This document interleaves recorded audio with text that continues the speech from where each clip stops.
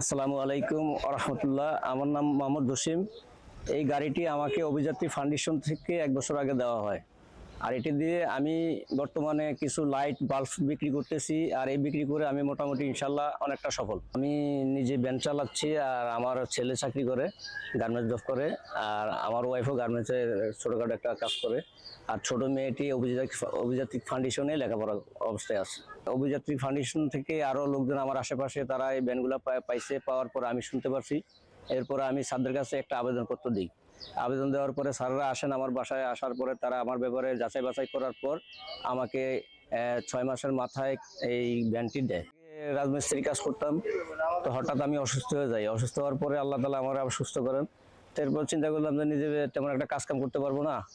এরপর আমি এই আবেদনটা করার পরে আমি এই ভ্যানটা পাইছি। আর এই ভ্যানটা দিয়ে আল্লাহর রহমতে আমার সংসার এখন মোটামুটি আলহামদুলিল্লাহ ভালো চলতেছে। আমি এখন এটাতে সক্ষম। আমাকে সবাই দোয়া করবেন। আসসালামু আলাইকুম ওয়া রাহমাতুল্লাহি ওয়া বারাকাতুহু।